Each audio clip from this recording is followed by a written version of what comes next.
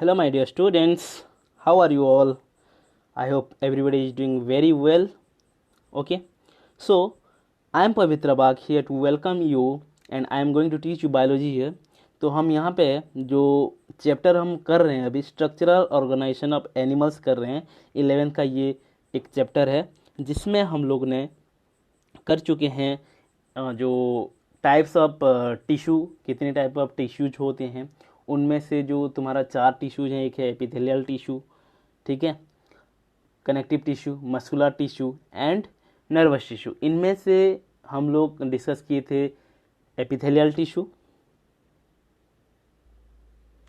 Epithelial tissue के हम लोग किए थे सिंपल एपिथेलियल टिश्यू।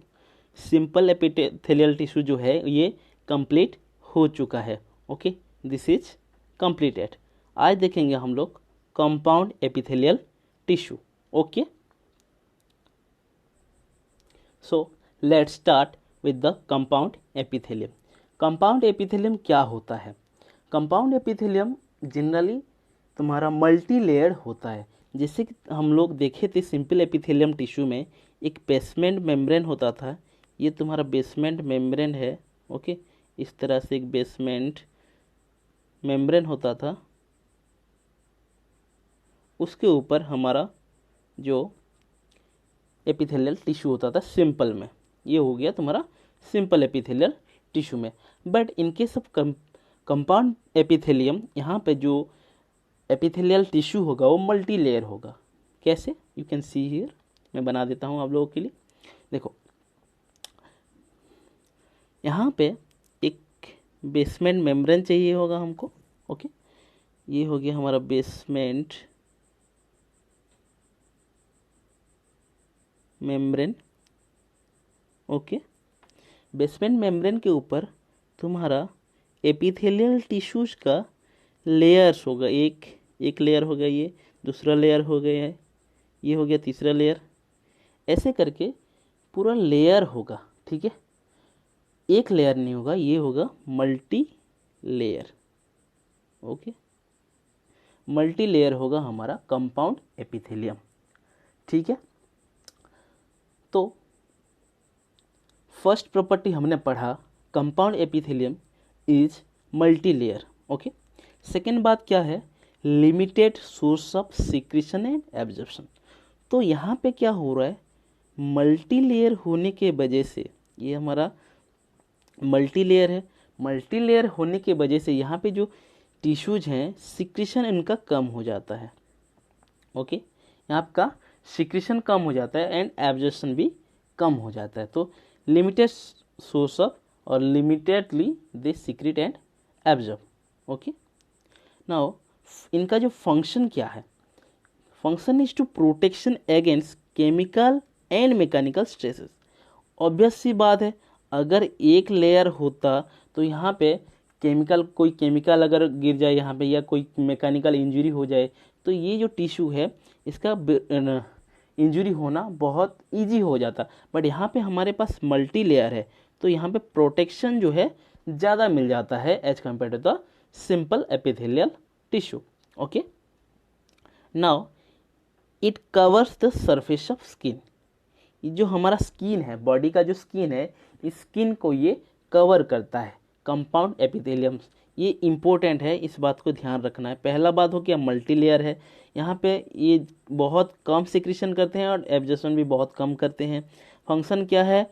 ये प्रोटेक्शन प्रोवाइड करता है against chemical and mechanical stresses and it is the cover of the skin. हमारा जो स्किन है, स्किन को ये कवर करता है। ओके, कैसे कवर करता है? देखो, ओके, ये हमारा हो गया स्किन, जो हमारा यू कैन से हम जो डर्मिस बोलते हैं। ओके, स्किन का डर्मिस पार्ट है। डर्मिस के ऊपर तुम्हारा ये है तुम्हारा कनेक्टिव टिश्यू, ये है कनेक्टिव टिश्यू। इसके ऊपर तुम्हारा मल्टी लेयर एपिडर्मिस होता है। तो ये एपिडर्मिस जो है this is the compound epithelium. तो ये स्किन को जनरली क्या कर रहा है? कवर कर रहा है। Okay, this providing the covering to the skin of our body. Okay, now next function, it is found in moist surface of buccal cavity. हमारा जो बकाल कैविटी है, बकाल कैविटी के ये तुम्हारा मॉइस्ट सरफेस में मिलता है। यहाँ पे तुम्हारा बकाल कैविटी के मिल जाता है तुम्हारा compound epithelium. Okay, found in pharynx, pharynx में भी मिल जाता है। Found in vagina, sorry it is written as sound but this is actually found in vagina. Okay, then found in inner lining duct of salivary glands and pancreatic duct. Okay, इनमें से important बातें हमको याद रखना है। पहला बात तो है ये मल्टी लेयर है, एब्जॉर्प्शन एंड सिक्रीशन यहाँ पे लेस हो रहा है। ओके, फंक्शन क्या है, प्रोटेक्शन है। इट कवर द स्किन को कवर कर रहा है, मतलब स्किन का कवरिंग है ये। पहला बात, कहाँ कहाँ पे मिलता है, बकाल कैविटी के मॉइस्ट सरफेस में मिल रहा है, फेरिंग्स में मिल जा रहा है, वेजाइना में मिल रहा है, और सेलिवरी ग्लैंड्स एंड पैनक्रियाटिक का जो डक्ट है, डक्ट में मिल रहा है। तो कितना चीज़ें हो गया, skin, buccal cavity, pharynx, vagina, pancreatic duct and salivary duct. 1 2 3 4 5 6, तो ये 6 जगह में बेसिकली प्रेजेंट रह रहा है। तो ये 6 नाम हमको याद रखना है। एक है कवरिंग ऑफ स्किन, दूसरा है in moist surface of buccal cavity, तीसरा है फेरिंग्स, चौथा है वेजाइना, पांचवा है तुम्हारा duct of salivary glands, and last जो छठा है तुम्हारा duct of pancreatic gland. Okay, now there is a term for the compound epithelium, that is stratified. Okay, stratified का मतलब क्या होता है, स्ट्रैटिफाइड का मतलब हो जाता है लेयर। स्ट्रैटिफाइड का मतलब क्या है, लेयर। तो हमारा जो कंपाउंड एपिथेलियम होते हैं, लेयर होते हैं, बहुत सारे लेयर होते हैं, बेसमेंट मेम्ब्रेन के ऊपर बहुत सारे ऐसे लेयर होते हैं, तो इसको हम बोलेंगे स्ट्रैटिफाइड। ओके, इसको हम बोलेंगे stratified.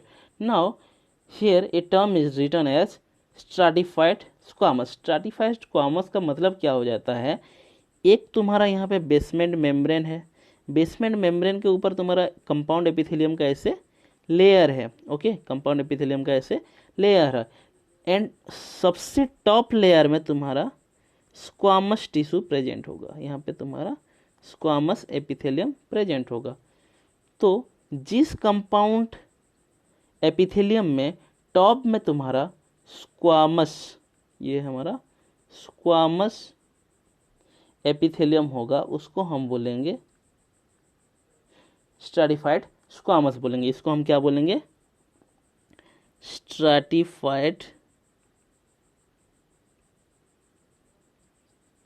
Squamous epithelium.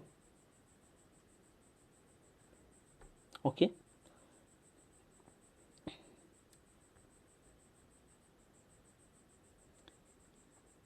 Now come to the another one, that is stratified cuboidal.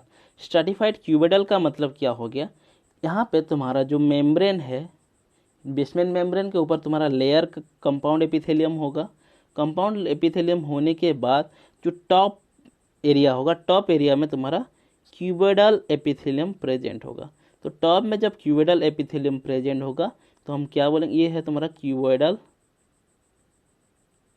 Epithelium.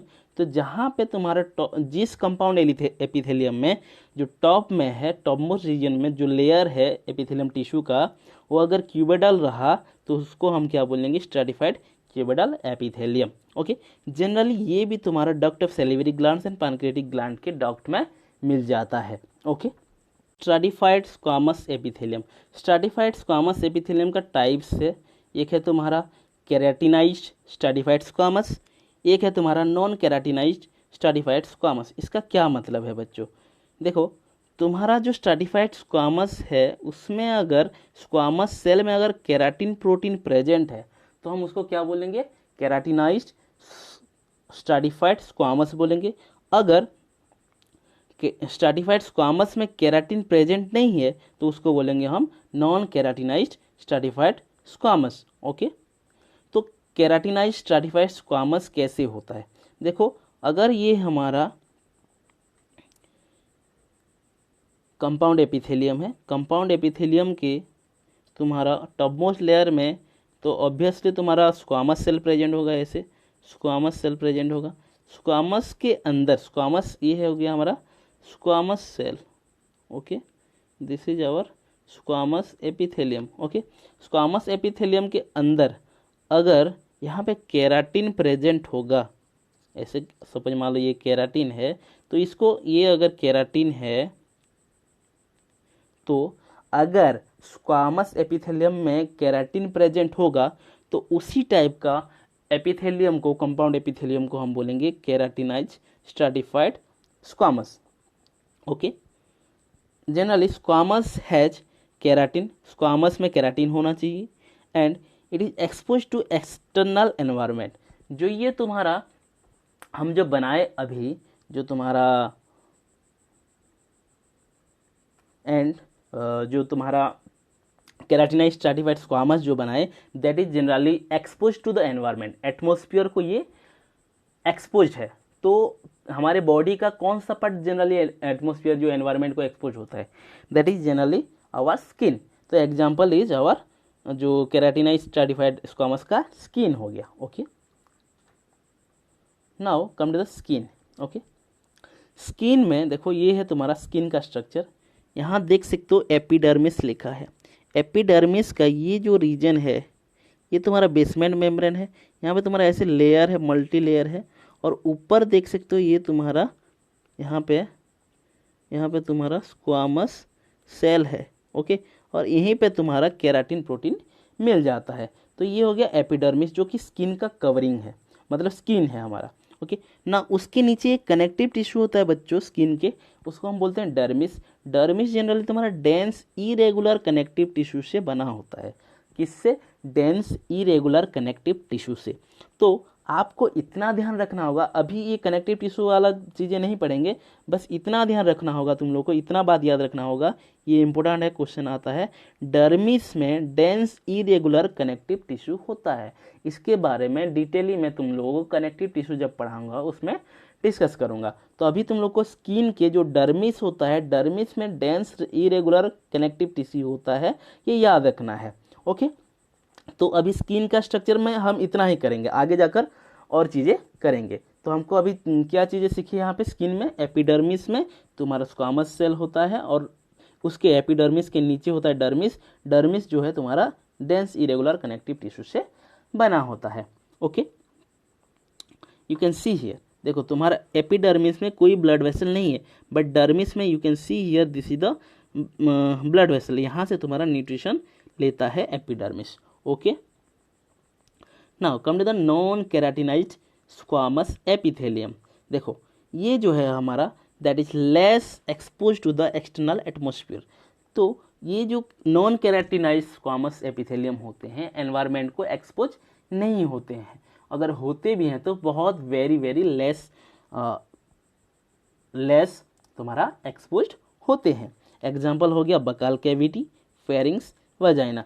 देखो बकाल कैविटी तुम्हारा थोड़ा थोड़ा एक्सपोज होता है एनवायरनमेंट को, जब बात करते हैं, जब खाना खाते हैं, तो यहाँ पे तुम्हारा थोड़ा बहुत एक्सपोज हो जाता है, लेकिन वेरी लेस टाइम के लिए एक्सपोज होता है। बट वजाइना भी तुम्हारा जब यूरिनेशन होता है उसी टाइम थोड़ा बहुत हो सकता है तुम्हारा expose to the environment, but that is very less, okay. Another one is pharynx. Pharynx तो होता ही नहीं है, ओके, समझ में आ गया। तो नॉन केराटिनाइज्ड स्क्वामस एपिथेलियम का मतलब क्या है? पहला बात तो यहाँ पे ये है कि जो हमारा एपिथेलियम होगा वहाँ पे केराटिन प्रेजेंट नहीं होगा, केराटिन प्रेजेंट नहीं होगा। ये कैसा दिखेगा, थोड़ा सा बनाते हैं।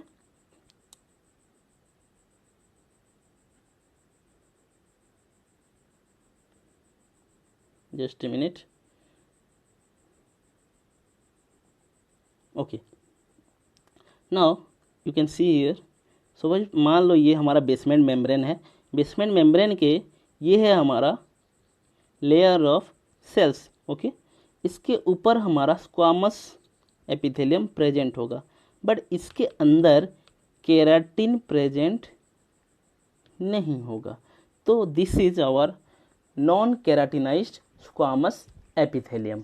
ओके, ये एग्जाम्पल तुम लोग को याद रखना है कहाँ कहाँ पे प्रेजेंट होता है non keratinized squamous epithelium. Okay, now come to the a beautiful and very interesting epithelium, compound epithelium, that is transitional epithelium। Transition का मतलब क्या है?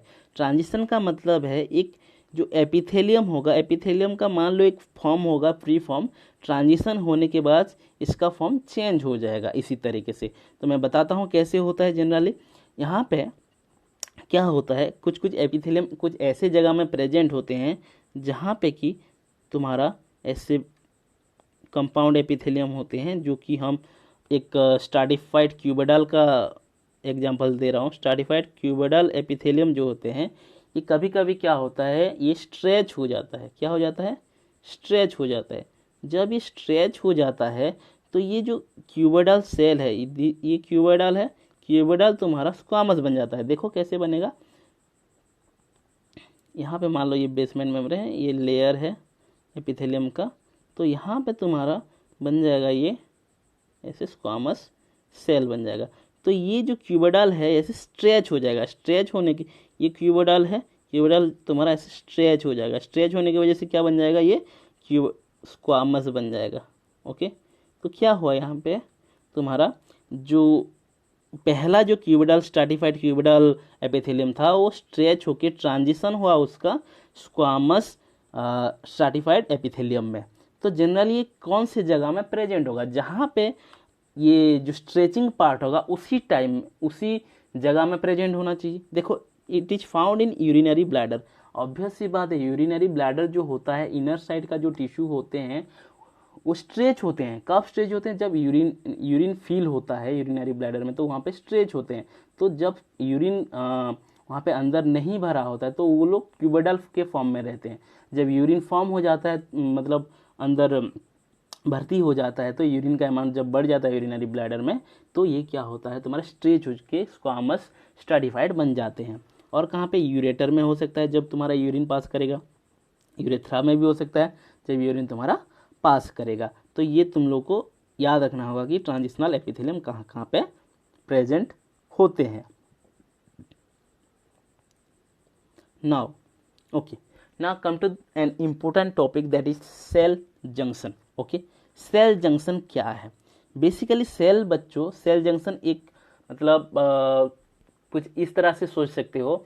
जंक्शन का मतलब क्या है होता है? जंक्शन का मतलब एक हम जनरली बोल सकते हैं एक चौक होता है। मतलब जैसे कि चौक में एक जगह होता है जहाँ से 4-5 रास्ते या 2-3 रास्ता मिलता है, उसको हम चौक बोलते हैं। तो ठीक उसी तरह सेल जंक्शन में क्या होता है, 2-3 सेल एक जगह में मिल जाते हैं, जैसे कनेक्ट रहते हैं। ओके, 2-3 रास्ते को जो कनेक्ट करता है उसको हम क्या बोलते हैं? चौक बोलते हैं। उसको क्या बोलते हैं? जंक्शन बोलते हैं। ठीक उसी तरह 2-3-4 सेल को एक साथ में जो कनेक्ट करता है उसको क्या बोलेंगे? सेल जंक्शन बोलेंगे। मान लो ये एक सेल है और ये एक सेल है, इन दोनों के बीच में एक कनेक्शन रहेगा, ऐसे इस तरह से कनेक्शन। और ये कनेक्शन क्यों चाहिए हमको? यहाँ इस साइटोप्लाज्म में जो न्यूट्रिशन है यहाँ पे ट्रांसपोर्ट करने के लिए, और यहाँ पे जो तुम्हारा साइटोप्लाज्म है यहाँ से इधर ट्रांसपोर्ट करने के लिए ये सेल का जो कनेक्शन और यू कैन से जंक्शन चाहिए होता है। ओके, तो थोड़ा फंक्शन पढ़ लेते हैं। Cell junction, it connect the cell to cell with little intercellular matrix. जो सेल को कनेक्ट करेगा उन दोनों के सेल के बीच में जो इंटरसेलुलर मैट्रिक्स होगा वो कम अमाउंट में होगा बोल के बता रहा है cell junction. Found in mostly epithelial tissue, muscular tissue, neural tissue. तो क्या बोला ये? एपिथेलियल टिश्यू में तुम्हारा सेल जंक्शन मिलता है, न्यूरल टिश्यू में मिलता है एंड मस्कुलर टिश्यू में मिल जाता है, बट कनेक्टिव टिश्यू में नहीं मिलता। ये इंपॉर्टेंट बात है बच्चों, कनेक्टिव टिश्यू में नहीं मिलता है। Not found in connective tissue, so cell junction is not found in connective tissue. Now another point, specialized cell junction provide structural and functional link between its individual cell। तो यहाँ पे एक important चीज़ बोल रहा है जिसको हमको एग्जाम में आ सकता है ये। तो कुछ ऐसे स्पेशलाइज सेल जंक्शन है जिसके बारे में अभी पढ़ेंगे, जो कि लिंक है। ये लिंक्स वाला क्वेश्चन आता है बच्चों, that is the links between structural and functional links between its individual cell. Cell के जो स्ट्रक्चर है या फंक्शन है, दो सेल के बीच जो कम्युनिकेट होगा, उन दोनों का लिंक कौन है? Cell junction. इतना याद रखना होगा। ओके, आगे मूव करते हैं। सो सेल जंक्शन कितने टाइप का है? सेल जंक्शन तुम्हारा बेसिकली 5 टाइप का पढ़ेंगे, हालांकि तुम्हारा एनसीईआरटी बुक्स में 3 तरह का दिया है, हम 5 टाइप का पढ़ेंगे। तो पहला टाइप है गैप जंक्शन, सेकेंड टाइप है तुम्हारा tight junction, third one is your adhering junction, fourth one is your desmosome, fifth one is your hemi desmosome. तो इन सब को एक एक करके अभी डिस्कस करेंगे। ओके, तो now come to the gap junction. Gap junction क्या होता है? ओके, गैप जंक्शन में क्या होता है, मान लो ये हमारे पास दो सेल है। ओके, दो सेल है, इन दोनों के बीच एक ट्यूब, चैनल लाइक एक ट्यूब होगा, जिसके थ्रू से ये इसका सेल, इस सेल का जो साइटोप्लाज्म में जो भी चीज़ें होगा, that can be transported from here to this cell, और यहाँ पे जो चीज़ें होगा यहाँ से इधर ट्रांसपोर्ट हो सकता है। तो दोनों के बीच में कम्युनिकेट करने के लिए बेसिकली गैप जंक्शन होता है। तो ये जो कैनाल और ट्यूब लाइक जो स्ट्रक्चर है, इसको हम क्या बोलेंगे? Gap junction. Okay, this is gap junction.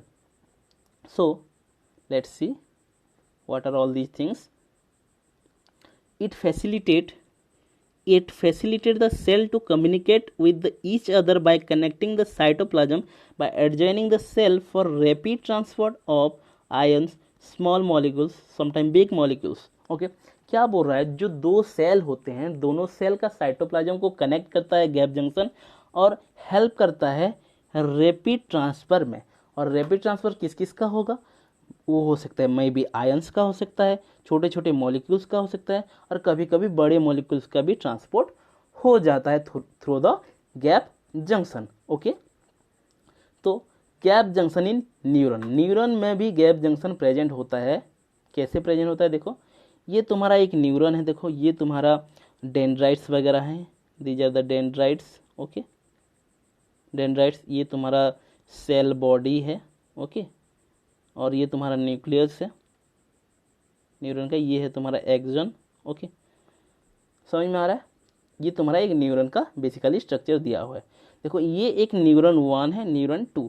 Neuron 1 का एंड को, जो तुम्हारा पहला न्यूरॉन है, पहला न्यूरॉन का नर्व एंडिंग में तुम्हारा प्री सिनाप्टिक मेम्ब्रेन होता है।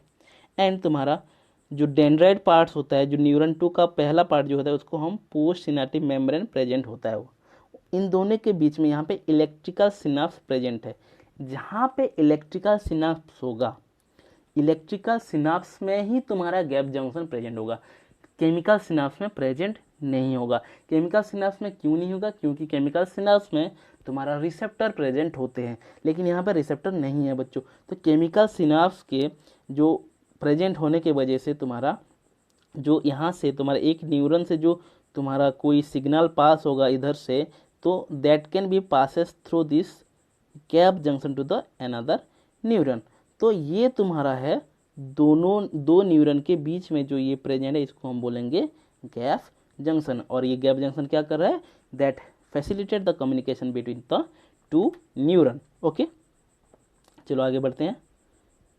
देखो, यहाँ पे और अच्छे से देख सकते हो, ये तुम्हारा है एक्जन का जो प्री सिनाप्टिक सेल है, जहाँ पे तुम्हारा एक्जन टर्मिनल में तुम्हारा ये तुम्हारा एक्जन एक एक्जन का टर्मिनल है, और एक तुम्हारा न्यूरॉन है जो जहाँ पे तुम्हारा पोस्ट सिनाप्टिक सेल है।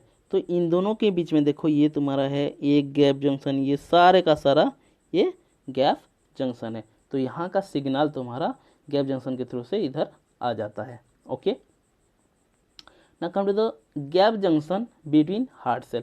हार्ट सेल के बीच में भी तुम्हारा गैप जंक्शन होता है।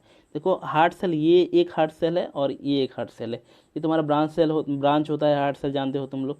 तो यहाँ पे देख सकते हो, ये तुम्हारा एक सेल हो गया, पहला सेल ये हो गया, दूसरा। इन दोनों के बीच में यहाँ पे एक इंटरकलेक्टेड डिस्क है, यहाँ पे देख सकते हो इंटरकलेक्टेड डिस्क है। इंटरकलेक्टेड डिस्क क्या होता है बच्चों? एक बहुत ही थिक प्लाज्मा मेम्ब्रेन होते हैं, और उसी के अंदर से तुम्हारा यहाँ पे you can see the gap junction. Gap junction के थ्रू से तुम्हारा देखो सोडियम आयन का तुम्हारा ट्रांसपोर्ट हो रहा है या ट्रांसफ़र हो रहा है, जिसकी वजह से तुम्हारा हार्ट जो है, जो हार्ट सेल्स होता है उसी में तुम्हारा डीपोलराइजेशन प्रोसेस हो सकता है। ओके, डीपोलराइजेशन प्रोसेस हो सकता है। तो व्हाट इज डीपोलराइजेशन तुम लोगों को कमेंट सेक्शन में बताना है। ओके, ना यहाँ पे और एक चीज़ बनाया हूँ बच्चों, डेस्मोजोम। डेस्मोजोम में क्या हुआ है, देखो यहाँ से तुम्हारा फिलामेंट्स लाइक का स्ट्रक्चर है, ऐसे ऐसे करके दोनों तरफ से आया है, और दोनों में एक ऐसे ऐसे, जैसे कि एक एक दूसरे को पकड़ना, हाथ से ऐसे पकड़ना, उसी तरह से हुआ है, उसको डेस्मोजोम बोलते हैं। ये इसको मैं आगे जाकर बताऊंगा अभी। ओके, तो आई होप गैप जंक्शन तुम लोगों को पता चल गया है कहाँ कहाँ के पे प्रेजेंट होता है। इसका जो एग्जांपल मैंने दिया, इसको तुम लोग को याद रखना है।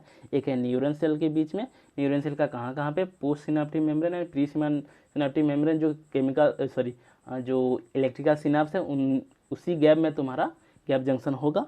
और तुम्हारा यहाँ पे हार्ट के जो दो सेल हैं, उन दो सेल के गैप के बीच में तुम्हारा गैप जंक्शन होगा। Now come to the tight junction. Tight junction क्या होता है बच्चों? टाइट जंक्शन बेसिकली तुम्हारा बहुत ही टाइट होता है। जैसे यहाँ पे देखो, एक सेल यहाँ पे दूसरा सेल है, इन दोनों के बीच में क्या हुआ है, एक मतलब धागा जैसे यहाँ पे सिलाया गया है, ऐसे लग रहा है। इसमें बहुत ही टाइटली ये दोनों बाइंडेड होते हैं, और यहाँ से nothing can pass through this. Okay, nothing can pass. Okay, इधर से इधर कुछ भी पास नहीं हो पाएगा। समझ में आ गया? सो जो टाइट जंक्शन होते हैं, generally they help substance to prevent from leaking. यहाँ इधर सपोज मान लो यहाँ पे कोई सब्सटेंस है, तो उस सब्सटेंस को इधर लीक होने से प्रिवेंट करते हैं, लीकिंग को प्रिवेंट करते हैं। Okay, now we have adhering junction. Adhering junction क्या है? एदरिंग जंक्शन जनरली चिपक जाना। ओके, ये तुम्हारा सीमेंटिंग समझते हो, सीमेंट जैसे मतलब काम करते हैं। ओके, देखो यहाँ पे ये एक सेल है, ये दूसरा सेल है, ये और कलर यूज करता हूँ, एक मिनट।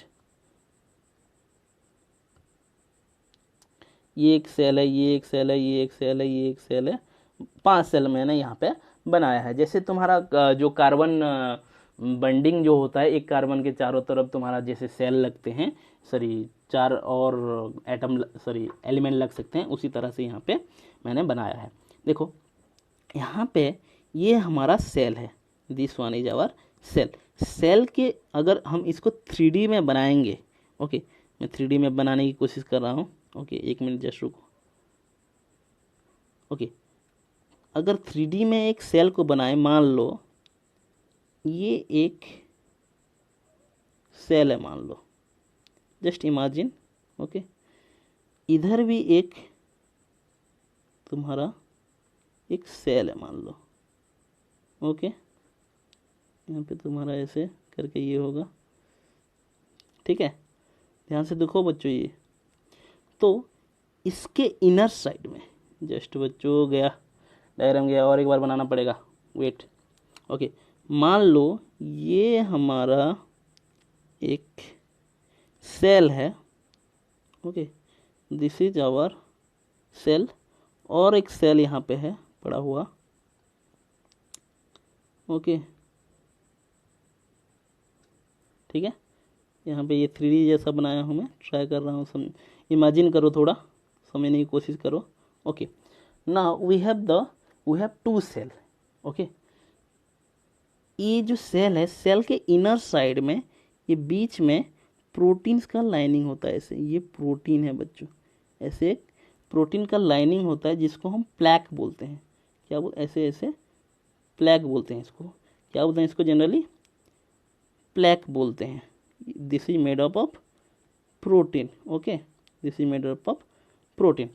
नाउ क्या होगा, यहाँ से तुम्हारा ये जो प्रोटीन है, ठीक है, प्रोटीन से तुम्हारा कुछ ऐसे निकलेगा, एक फिलामेंट निकलेगा ऐसे, ठीक है, एक फिलामेंट निकलेगा। ठीक उसी तरह इधर से भी निकलेगा तुम्हारा, और एक सेल से भी निकलेगा, ठीक है, यहाँ से भी ऐसे निकलेगा प्रोटीन। एक मिनट।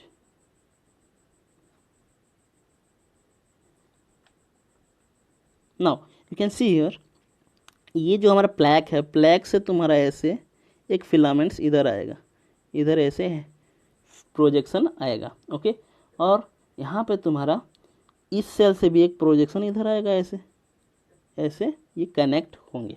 ठीक है, ऐसे कनेक्ट होंगे जैसे एक दूसरे को पकड़े हुए हैं। ओके, साइड साइड से पकड़े हुए हैं।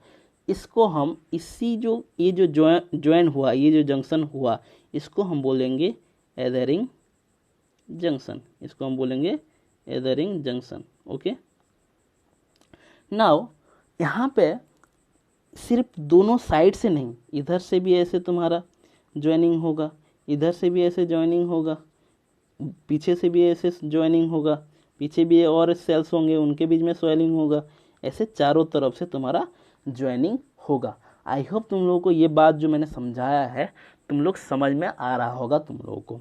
ओके, अगर नहीं समझ में आता है तो कमेंट में तुम लोग बताना मुझे, I will explain it once again. Okay, चलो, तो यहाँ पे मैंने ये तुम्हारा 2D में बनाया है, वो 3D में बना रहा था। Okay, now you can look here, ये हमारा सेल है। सेल के इनर साइड में, ओके, सेल के इनर साइड में रेड कलर में बना हुआ, देखो उसको हम क्या बोल रहे हैं, plaque, which is made up of protein and present inside, cell के इनसाइड में प्रेजेंट होता है।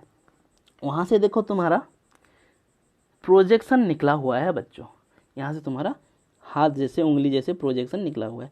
यहाँ पे देखो इस सेल का यहाँ पे रेड कलर का प्रोजेक्शन निकला हुआ है, इसका प्रोजेक्शन ये है, और ये दोनों पकड़ रखे हैं। तो चारों तरफ ऐसे अटैच हुए हैं सेल एक दूसरे से। तो इस टाइप का जो जंक्शन होता है इनको हम बोलते हैं एडरिंग जंक्शन बोलते हैं। और इसमें और एक चीज़ जो तुम लोग को याद रखना है, जो तुम्हारा फिलामेंट है, सॉरी ये जो प्रोजेक्शन है, इस प्रोजेक्शन के ऑपोजिट में जो इनर साइड में यहाँ पे तुम्हारा और कुछ ऐसे फिलामेंट्स प्रेजेंट होते हैं जिसको हम बोलते हैं एक्टिन फिलामेंट। एक्टिन फिलामेंट तुम लोग सुने होंगे। ओके, चलो आगे मूव करते हैं। Now we have another term, another topic, that is desmosome. Desmosome तुम लोग को मैंने हार्ट में दिखाया था, हार्ट में कैसे बनाया था, ऐसे ब्रांच थे, ऐसे हार्ट सेल था, और इन दोनों के बीच में ऐसे ऐसे ऐसे करके बनाया था। अब देखो कैसे होता है, मान लो ये सेल 1 है, सेल 2, और इन दोनों देखो तुम्हारा जो एडरिंग जंक्शन है और तुम्हारा डेस्मोजोम बिल्कुल सेम है, बट वहाँ पे क्या हो रहा था, एडरिंग जंक्शन में चारों तरफ तुम्हारा अटैचमेंट हो रहा था, बट यहाँ पे साइड वाइज अटैचमेंट होगा। देखो यहाँ पे साइड में अटैच हो रहा है, यहाँ पे साइड में अटैच होगा, यहाँ पे साइड में अटैच होगा, बट इस तरफ नहीं हो रहा है बच्चों, साइड में बस अटैचमेंट होगा। यहाँ पे देखो तुम्हारा इनर्स ये प्लैक है, ये जो ये है तुम्हारा प्लैक। ओके, प्रोटीन से बना होता है, ये प्लैक से यहाँ पे तुम्हारा प्रोजेक्शन निकला हुआ इस सेल का, और इस सेल का प्रोजेक्शन इधर से निकला हुआ है। तो ये जो ज्वाइंट हुआ, जो जंक्शन हुआ, इसको बोलेंगे डेस्मोजोम। ओके, इसी थ्रू से तुम्हारा जो न्यूट्रिशन है ट्रांसपोर्ट होगा। और इसमें जो तुम्हारा अंदर साइड प्रेजेंट है कुछ फिलामेंट्स टाइप का, ये है तुम्हारा केराटिन प्रोटीन। तो तुम्हारा एडरिंग जंक्शन, एडरिंग जंक्शन एंड डेस्मोजोम के बीच में क्या डिफरेंस है, एडरिंग जंक्शन के चारों तरफ तुम्हारा अटैचमेंट मिलता है, बट तुम्हारा डेस्मोजोम में बस side wise, okay, side wise attachment मिलता है। ओके, और उसमें तुम्हारा एक्टिन फिलामेंट मिलता था अंदर के साइड, और इसमें केराटिन प्रोटीन मिल जाता है। ओके, तो इसका नोट्स बना लेना। Now come to the hemidesmosome, this is the last cell junction. इसमें क्या होता है, बहुत ही सिंपल है। हेमीडेस्मोजोम में क्या होता है, ये तुम्हारा दो सेल के बीच में अटैचमेंट नहीं होता है। ये अटैचमेंट किस किस के बीच में होता है, एक सेल एंड बेसमेंट मेम्ब्रेन, इन दोनों के बीच में तुम्हारा अटैचमेंट होता है। ओके, नाउ देखते हैं कैसे अटैचमेंट होता है। You can see here, okay, यहाँ पे देखो ये प्लाक प्रेजेंट है। प्लाक तुम्हारा प्रोटीन से बना होता है, फिर वहाँ से तुम्हारा प्रोटीन फिलामेंट निकल कर तुम्हारा बेसमेंट मेम्ब्रेन में अटैच हुआ है। तो यहाँ पे तुम्हारा जो ब्लड वेसल होता है उसके थ्रू से इन दोनों के बीच में न्यूट्रिशन ट्रांसपोर्ट होता है। और ये जो तुम्हारा जंक्शन है इसको हम बोलेंगे हेमीडेस्मोजोम। ओके, सो इतना ही हमारा जो टॉपिक था उतना ही है आज के लिए। Thank you so much. Okay, जो भी डाउट होगा पूछ लेना। Okay, thank you so much, bye bye, take care.